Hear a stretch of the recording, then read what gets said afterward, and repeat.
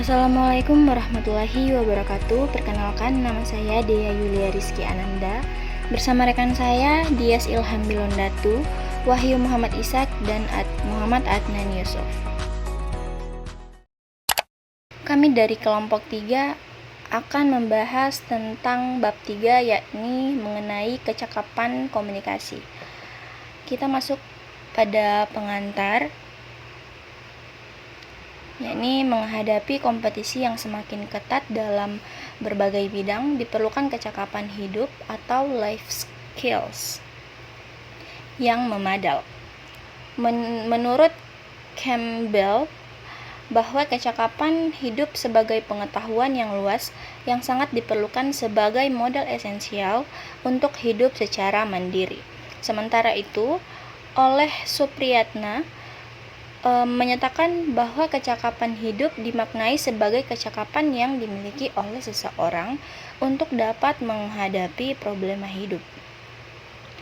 Berdasarkan dua pendapat ini, dapat diasumsikan bahwa semakin memadai kecakapan hidup seseorang, maka akan semakin besar pula peluang untuk dapat sukses menjalani kehidupan dalam berbagai situasi. Nah, secara umum, kecakapan hidup dapat dibedakan menjadi dua, yaitu kecakapan personal dan sosial. Nah, kecakapan personal sendiri adalah kecakapan pada diri, sedangkan kecakapan sosial adalah kecakapan yang mendukung interaksi sosial dengan orang lain di organisasi atau masyarakat. Nah, berikutnya kita masuk pada konsep informasi, terbagi atas 8 untuk menulis konsep informasi tersebut. Nah, yang pertama, menentukan tema atau pokok masalah. Yang kedua, mengumpulkan data yang relevan. Yang ketiga, menuliskan konsep informasi. Dan yang keempat, konsultasikan dengan pimpinan. Yang kelima, lakukan revisi. Step yang keenam, penggadaan. Yang ketujuh, penyebarluasan. Dan yang terakhir, yakni step 8, evaluasi. Selanjutnya akan dilanjutkan oleh rekan saya, Dias Ilham Bilondatu. Baik, terima kasih. Saya Dias Ilham Bilondatu akan melanjutkan hasil presentasi dari rekan saya, Dea Yulia R. Ananda. Saya akan menjelaskan dua pokok pembahasan dari materi kami, yakni kecakapan menyampaikan informasi dan kecakapan menerima informasi. Yang pertama, kecakapan menyampaikan informasi. Suatu organisasi harus menyadari bahwa salah satu keberhasilan membangun citra positif di kalangan masyarakat luas adalah dengan kemampuan para petugas dalam menyampaikan informasi. Oleh karena itu, setiap anggota organisasi perlu memahami dan memiliki kecakapan menyampaikan informasi. Tujuannya adalah agar masyarakat memperoleh informasi yang benar, serta setiap anggota organisasi harus siap apabila pada kesempatan tertentu mengemban tugas untuk menyampaikan informasi penting pada sasaran yang akan dituju. Selanjutnya, kecakapan menerima informasi. Berikut merupakan bagian dari prosedur penerimaan informasi. Kita mulai dari organisasi menerima informasi. Dan selanjutnya akan dianalisis kebenaran informasi tersebut. Dan apabila tidak benar, maka akan direjeksi atau ditolak. Berbeda dengan belum tentu benar, yang akan dilakukan adalah diabaikan dan jangan diabaikan. Apabila informasi benar, maka apakah informasi yang benar tersebut bermanfaat atau tidak? Apabila tidak bermanfaat, yang dilakukan ialah diabaikan dan tidak perlu didokumentasikan. Dan apabila bermanfaat, maka yang akan dilakukan yaitu diadopsi, didokumentasikan, dan bila perlu dibagikan. Sekian dari saya serahkan kepada rekan saya Wahyu Muhammad Ishak. Pada Wahyu, disilakan.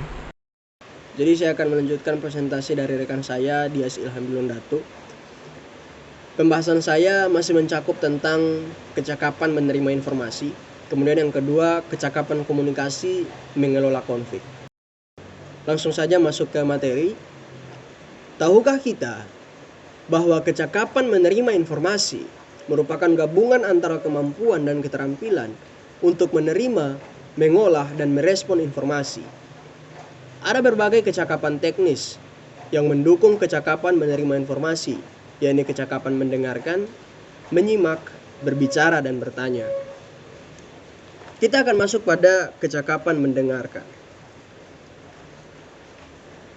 Salah satu cara untuk menerima informasi adalah dengan mendengarkan. Informasi yang diperoleh yaitu berupa suara atau audio. Mendengarkan itu berbeda dengan mendengar.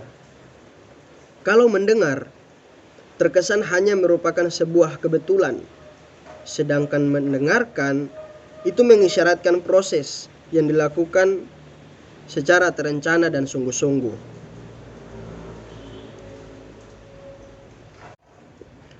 Tubbs dan Moss mengatakan bahwa sesungguhnya mendengarkan adalah suatu proses yang rumit yang melibatkan 5 unsur.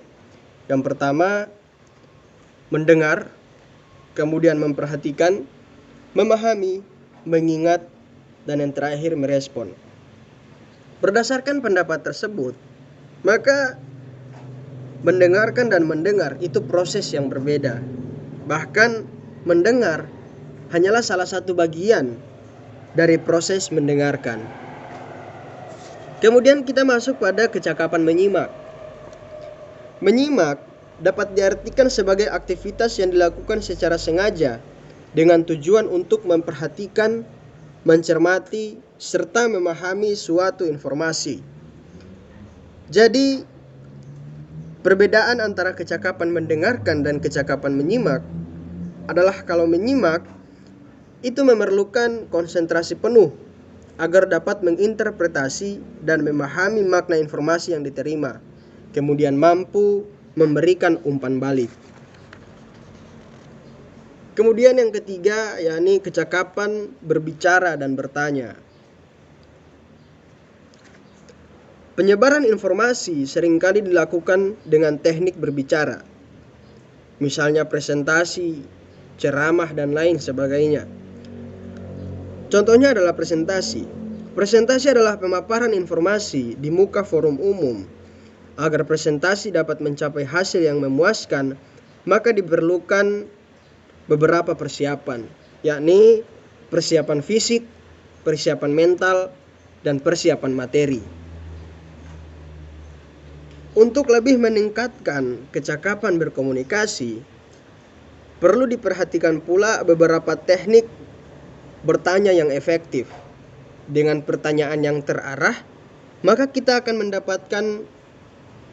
dapat mengembangkan komunikasi 2 arah, dan pada gilirannya kita akan memperoleh banyak informasi yang penting. Ada beberapa teknik yang dikemukakan sebagai cara bertanya yang efektif. Yang pertama, ungkapkan pertanyaan dengan tenang dan sopan. Kemudian, ungkapkan pertanyaan dengan singkat dan jelas. Jangan merusak suasana, jangan sungkan meminta maaf pada saat merasa bersalah. Ucapkan terima kasih, dan yang terakhir, bersiaplah mendengarkan jawaban yang positif. Konflik atau krisis adalah suasana kurang harmonis yang ditandai adanya indikator ketenggangan dan kesenjangan hubungan yang disebabkan oleh perbedaan kepentingan antar sesama kolega. Ada beberapa solusi alternatif untuk memecahkan masalah menjadi integrasi yang harmonis. Di antaranya, 1. Komunikasi yang efektif. Manajemen perlu memfasilitasi agar pihak-pihak yang berbeda kepentingan bersedia menjelaskan substansi pendiriannya. Perlu komunikasi dialogis. Dari dialog itu, kemudian manajemen menawarkan solusi yang bisa diterima semua pihak dengan tetap menempatkan kepentingan organisasi sebagai pertimbangan yang utama. Kemudian yang kedua, tersedianya pionir. Pionir adalah pemrakarsa yang peduli untuk mengatasi konflik. Pemrakarsa bekerja sebagai relawan dan tanpa pamrih pribadi. Tujuan utamanya adalah mengembalikan suasana harmonis. Sebagai pionir, ia akan berkomunikasi dengan semua pihak yang terkait dalam konflik. Yang ketiga yakni mobilisasi massa. Langkah ini perlu apabila alternatif komunikasi dialogis dan pionir tidak efektif. Dalam hal ini, manajemen perlu memobilisasi massa untuk mendapatkan legitimasi yang lebih kuat sehingga pihak-pihak yang terlibat konflik akan lebih akomodatif. Dalam rangka mencari dan melaksanakan solusi untuk mengubah konflik menjadi integrasi, terdapat beberapa metode yang bisa dipilih disesuaikan dengan karakteristik konflik. Yang pertama, metode menang kalah atau win-lose, di mana salah satu pihak harus kalah atau mengalah. Apabila harus ada pihak yang kalah, ini biasanya pihak bawahan yang terpaksa kalah karena desakan arus kekuasaan. Namun ada kalanya pihak tertentu yang mengalah. Artinya, mengorbankan kepentingan pribadi karena kesadarannya untuk mengutamakan kepentingan yang lebih besar, yaitu kepentingan organisasi atau perusahaan. Kemudian yang kedua, metode kalah-kalah atau lose-lose, yaitu metode yang mengharuskan semua pihak yang terlibat konflik harus kalah atau mengalah. Metode ini dapat berupa kompromi dan arbitrase atau menggunakan pihak ketiga yang independen untuk mengambil keputusan. Dan yang terakhir adalah metode menang-kalah, metode menang-menang. Dalam hal ini, kepentingan-kepentingan yang saling berbeda berusaha untuk diakomodasi. Sepanjang kepentingan tersebut realistis, masing-masing pihak yang terlibat konflik dipersilahkan untuk mengemukakan keinginannya. Kemudian pihak manajemen mencoba untuk melakukan konfirmasi dan klarifikasi. Demikian apa yang dapat saya sampaikan, dan saya serahkan kepada rekan saya Muhammad Adnan Yusuf. Untuk itu dipersilahkan. Oke, baik, terima kasih atas kesempatan yang diberikan kepada saya. Saya akan melanjutkan materi dari rekan saya, yaitu tentang kecakapan menggunakan bahasa verbal dan nonverbal. Suasana komunikasi di organisasi pada hakikatnya bersifat dinamis. Proses komunikasi tidak selalu dikemas dalam bahasa verbal, namun banyak pula gagasan atau pesan yang disampaikan dengan menggunakan bahasa nonverbal. Tubb and Carter 1978 memberikan definisi, yaitu jika suatu pesan tidak diucapkan secara lisan maupun tertulis, maka pesan tersebut diungkapkan dengan menggunakan bahasa nonverbal. Kemudian ada beberapa alasan mengapa digunakan bahasa nonverbal dalam komunikasi, di antaranya sebagai berikut. Yang pertama itu untuk memberikan penekanan, yaitu kadang-kadang kita menggunakan bahasa nonverbal untuk memberikan penekanan terhadap kata-kata yang diucapkan. Tujuannya adalah untuk memperjelas makna pesan yang disampaikan. Kemudian yang kedua, sebagai pengganti, kita kadang-kadang memilih menggunakan bahasa nonverbal dengan sengaja untuk mengganti bahasa verbal dengan pertimbangan bahwa bahasa nonverbal tersebut lebih efektif. Misalnya seorang menggelengkan kepalanya sebagai pengganti ungkapan bahwa dia tidak mengetahui hal tersebut. Kemudian kita masuk ke sikap positif dalam berkomunikasi. Hubungan antar manusia di dalam suatu organisasi dibina atas dasar hal-hal kecil yang mengakrabkan persahabatan, yang terbit dari kata hati yang tulus ikhlas. Kemudian ada begitu pula ada dalam membangun kerjasama dengan kolega dan pimpinan diperlukan sikap positif dalam berkomunikasi, yaitu membuka pintu komunikasi. Janganlah menjadi orang angkuh yang suka menjual mahal. Selagi ada kesempatan, segera mendahului untuk membuka pintu komunikasi. Dengan membuka pintu komunikasi berarti kita memiliki komitmen untuk memindah kerjasama dengan kolega dan pimpinan. Bagaimana caranya? Sangat banyak caranya yang bisa kita pilih untuk membuka pintu komunikasi. mudah melakukannya asalkan ada kemauan dan kesadaran. Yang pertama itu lambaikan tangan. Yang kedua, senyum yang tulus dan simpatik.